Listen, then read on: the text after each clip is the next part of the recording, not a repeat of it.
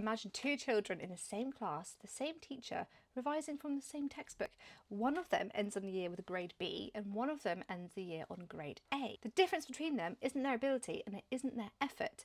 It's one small change and how they went over the material, and researchers proved it inside a real school over a real school year using the children's actual grades. Welcome back, my name is Joanna. I'm a mum to two, I'm an ex-teacher, and I am making some short video basically summarising research-based academic papers, things like that, data across loads of different topics that a parent might find interesting. So pregnancy, education, nursery, breastfeeding, learning today, behaviour, loads of different things. The idea is that we can become better parents by making informed decisions by looking at research and data. So if you like that idea, please hit like and subscribe. This study was published in the Journal of Experimental Psychology Applied, and it was at Washington University in St. Louis. They went into a public middle school and they worked with 142 11-year-olds in their normal social studies lessons, history basically. It wasn't a laboratory, it wasn't words list, it was the actual curriculum that they were taught by their actual teacher, and the results were measured on the actual exams that the children were graded on, so it's real life they're testing on. And this is the clever part of the design. Rather than splitting the children up into two groups, which always leaves you wondering whether one group was just brighter, they actually split the material itself. For every child, some of the facts they were taught got included in some short, low-stakes quizzes during term, and the rest of them were taught the exact same way, but they were never quizzed. So this is like your end of week pop quizzes, things like that. So every child was their own comparison. It was the same brain, the same teacher, the same effort. Nothing really changed. Only the revision method changed. So what did they find? On the chapter exams, the facts that had been quizzed scored 94%. And the facts that hadn't been quizzed, they scored 81%. And the authors put this in context that parents like us might find helpful. It took children from roughly a B to a grade A. And this lasted. When they were tested again at the end of the whole semester, months later, the quiz material was still ahead. They scored 79% compared to 67%. That's still really substantial. But this is the finding that I want every parent to hear. In their second experiment, they added a third condition. Some facts were quizzed, some were never revisited, and some of the children simply read again. The thing that every single child in the country does the night before the test, just quickly skim reading it. The quiz material scored 91%, the reread material scored 83%, and when they never revisited it, it was 81%. So rereading the night before, it barely did anything to beat nothing at all. I'm going to cover the limits and discussion of this study in just one moment because there are some real ones. But now I've covered the results, it's a good time to mention the sponsor of today's video because it's the same principle. As an ex-teacher and a potential stay-at-home mum, I'm not quite sure yet, I am really interested in how my children learn and how I can teach them in the best way. Brilliant have built an AI tutor called Koji, and the reason I said yes to Koji is because it won't give you the answer. It asks the questions until you work it out for yourself, and it tells you when you've gone wrong, why you've gone wrong, which is exactly the combination that won in this study. You talk to it out loud and it points and it sketches right there on the problem with you. So here's Koji. When you're in a lesson, you can click on him down at the bottom left and you can ask him any question to help with your learning. If you ever get something wrong, you can click Get Help and Koji will be there to help guide you towards the right answer. And this is so much better than show me a hint or reveal the answer. It means you can get real understanding when you're trying to work through a tricky question. And Koji sees exactly what you see, so you can ask questions about what's on screen and he can even highlight it for you. And something amazing is that you can even hear him talk back to you.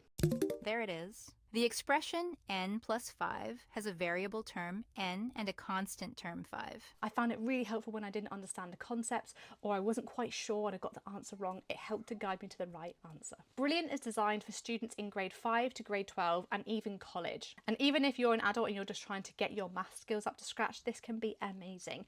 You can try Koji for free with the link below in my description or the QR code on screen. Premium unlocks all of the courses and Mum Science viewers on this channel can get 20% off an annual membership.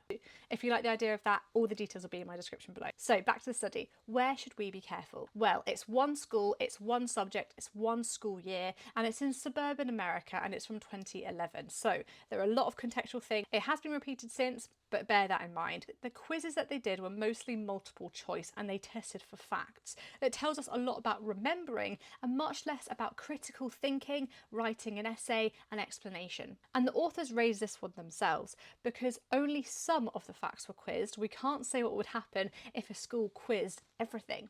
And what does make me trust this study a bit more is the design.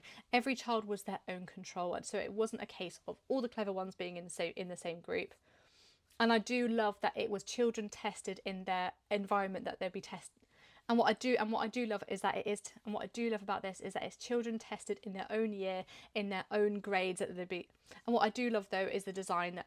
But what I do love is that the children were tested in their own school on material that they were going to be covering anyway. I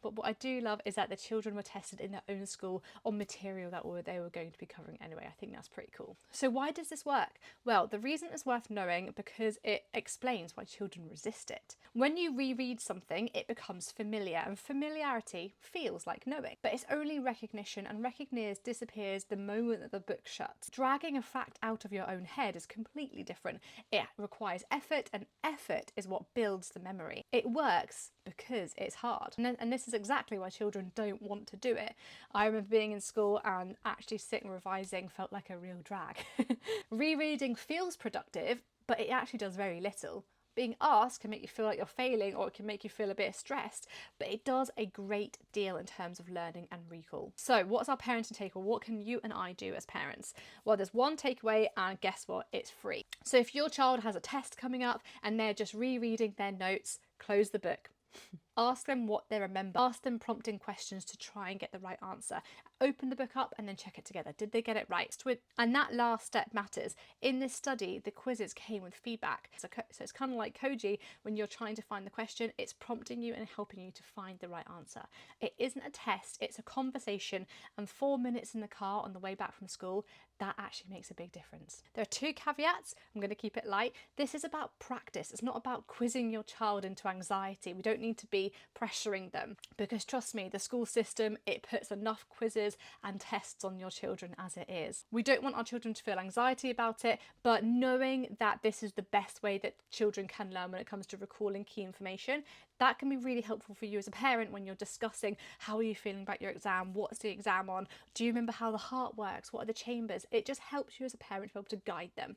And also, don't make it feel like this is another job on your list of things to do as a parent, because we all have enough to do. Most of this is the school's work to do, but as a parent, if you can have that 5-minute conversation just to help them when you know that they've got their GCSEs or their A-levels coming up, this can help. If all you can ask is, what do you remember about that on the way home from school, then you're already using the best supported finding here. So if you found that useful, please do like, comment, subscribe, hype the video up as well. It helps to push the video out to more parents who might need to hear this sort of research. And tell me in the comments, how did you revise for school? Personally, I'd rewrite everything out, and then I would definitely just flick over my notes the night before and just try and remember key studies to add it in so I look like I knew what I was talking about. And on the next note, I'll see you for the next video.